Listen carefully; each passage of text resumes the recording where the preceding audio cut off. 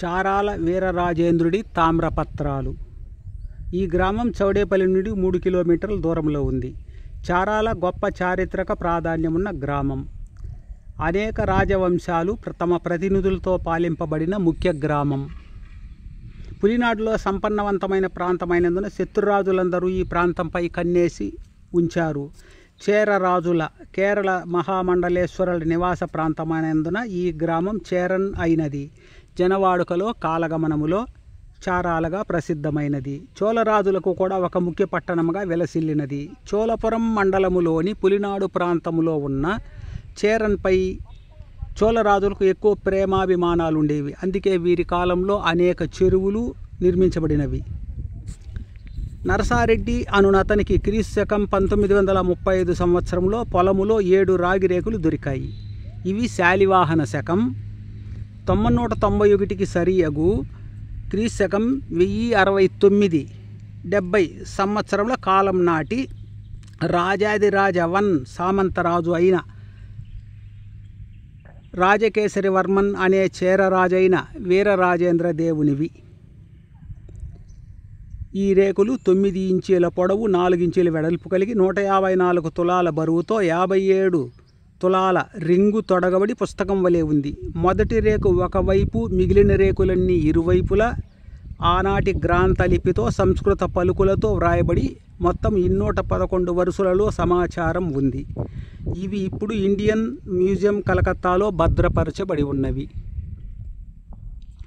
వీరరాజేంద్ర దేవుడు తన ఉత్తరాయణ సంక్రాంతి పుణ్యపాలనా కాలములో ఋషికేశవ భట్ట సోమయాజికి 4000 మంది బ్రాహ్మణులకు వేదాలు నేర్పించినందుకు ఆయన అనుచరులు తోడుగా తూర్పున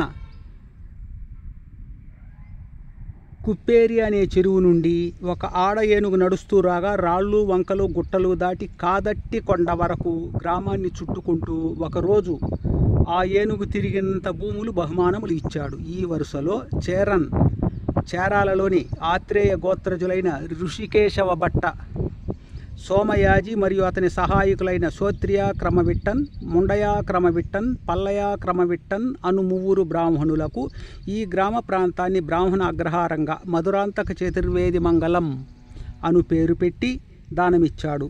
చారాల కేంద్రంగా విశేషమైన భూభాగములను వారికి దానమిచ్చి సరిహద్దులు కూడా ఇందులో తెలిపాడు. రాజు అనుమతితో గుణనిధి అరుల్ మొలియార్ అనే మేనవాన్ మువేందవేలర్ అందుకోగా తోనమయాన్ పాపనాశన్ అనే వీర శ్రీవల్లభ బ్రహ్మాదిరాజన్ మరియు తిరుమందిర ఒలాయ్ అని పిలువబడే అరుల్ ములి రాజేంద్ర సోలన్ అనే జననాథ విట్టప్పరాయన్ అనే అధికారులు శాసనం తయారు చేయగా మధురాంతక బ్రహ్మాదిరాయన్ శశిభూషణ్ పండితులు అనే చంద్రభూషణ భట్ట చివరి కాపీ తయారు చేశారు. సంస్కృత భాషను తమిళ గ్రాంథలిపిలో తచ్చాచార్యన్ శంకరన్ కడాది అనే ఆచారి రాగిరేకులపై వ్రాశాడు. రాజాజ్ఞతో అధికారికంగా సంతకము చేసిన